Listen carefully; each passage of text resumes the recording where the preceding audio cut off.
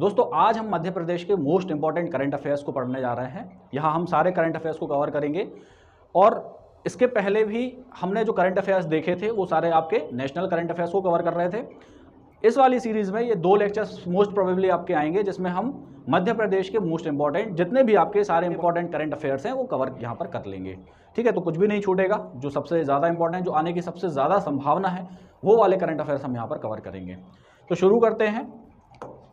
देखिए, सबसे पहले जो आपको नेशनल करंट अफेयर्स में भी देखने मिली है न्यूज़ और मध्य प्रदेश में तो है ही, तो भारत का पहला डार्क स्काई पार्क कहाँ बना है? ये बना है आपका पेंच नेशनल पार्क में। पहला है ये भारत का, इसलिए ये बहुत इंपॉर्टेंट हो जाता है क्योंकि भारत में सबसे पहले ये एस्टेब्लिश करा गया है, बनाया गया है, तो अपने आप में ही इंपॉर्टेंट हो जाता है। इसलिए पेंच नेशनल पार्क में आपका डार्क स्काई पार्क बनाया गया है। ठीक है,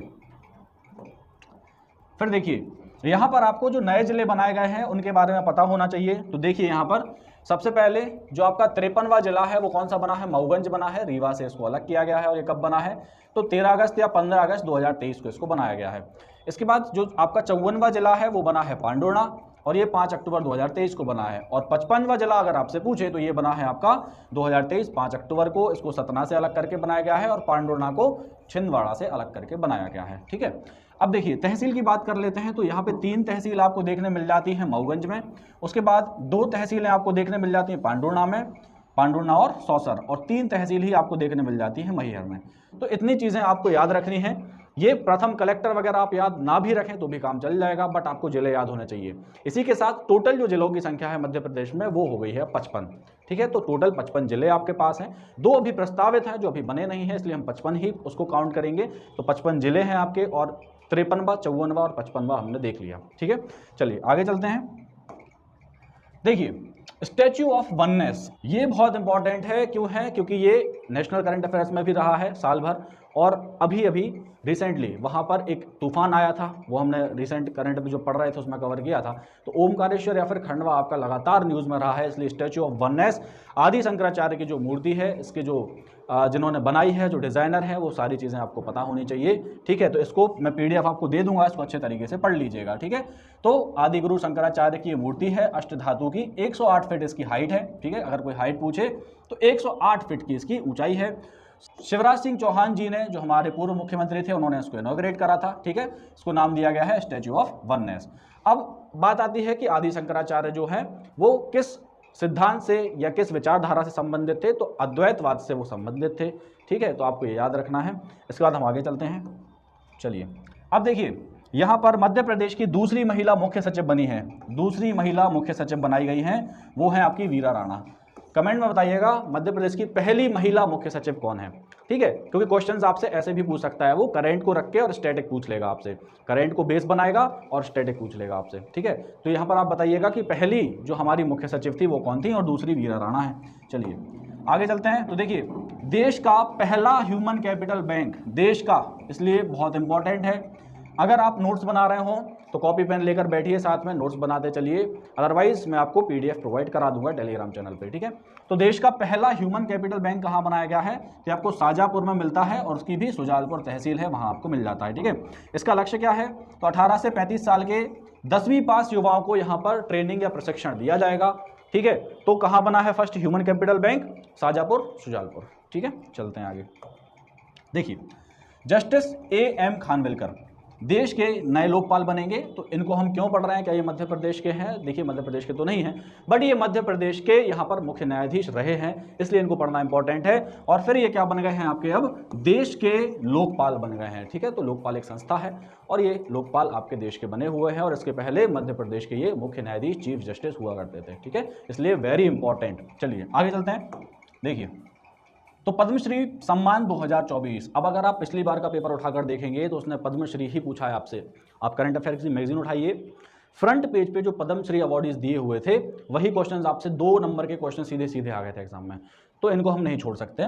पद्मश्री देखिए किस किस को मिला है, तो पंडित ओम प्रकाश शर्मा उज्जैन के हैं और ये माच के कलाकार हैं। ठीक है, तो पूछ सकता है कि ओम प्रकाश शर्मा किस कला से संबंधित हैं? तो वो माच से संबंधित हैं। ठीक है, फिर देखिए कालूराम बामनिया। अब ये जो कालूराम जी हैं देवास के रहने वाले हैं और इनको कबीर गायन के लिए यहाँ पर ये पुरस्कार दिया गया है। ठीक है, तो याद रखिएगा कौन है आपके, कालूराम बामनिया जी, देवास के रहने वाले हैं और कबीर जो है गायन से ये संबंधित हैं। ठीक है, तो याद रखना है आपको। फिर देखिए भगवती लाल राजपुरोहित, धार के ये रहने वाले हैं और इनकी जो कर्मस्थली थी वो थी उज्जैन। ठीक है, तो ये धार के रहने वाले हैं और उज्जैन की कर्मस्थली थी, तो याद रखिएगा इनको। फिर हम चलते हैं आगे। तो वेटलैंड सिटी की बात करें तो अब मध्य प्रदेश में 3 वेटलैंड सिटी हैं, इंदौर है, भोपाल है और उदयपुर है। इंदौर, भोपाल, उदयपुर तीनों वेटलैंड सिटी आपकी हो चुकी है, याद रखिएगा, पूछ सकता है वो। ठीक है, इसके बाद गोकुलदास सैनिक स्कूल, मध्य प्रदेश में तीसरा सैनिक स्कूल है जो कि आपको खरगोन में देखने मिल जाता है। गोकुलदास सैनिक स्कूल मध्य प्रदेश का तीसरा सैनिक स्कूल है जो खरगोन में देखने मिल जाता है। विक्रमादित्य सैनिक स्कूल जो कि आपके सीहोर जिले बुधनी में खुला हुआ है और पीपीपी मॉडल के अंतर्गत ये 21 सैनिक स्कूल खोले जाने हैं जिसमें से एक ये स्कूल भी है। ठीक है, तो इसलिए अपने आप में क्या हो जाता है, इंपॉर्टेंट हो जाता है। फिर देखिए PM Shri air ambulance, Madhya Pradesh जो है पहला राज्य बना है पीएम श्री एयर एम्बुलेंस को स्टार्ट करने वाला, भारत में मध्य प्रदेश पहला राज्य बना है, इसलिए इंपॉर्टेंट है।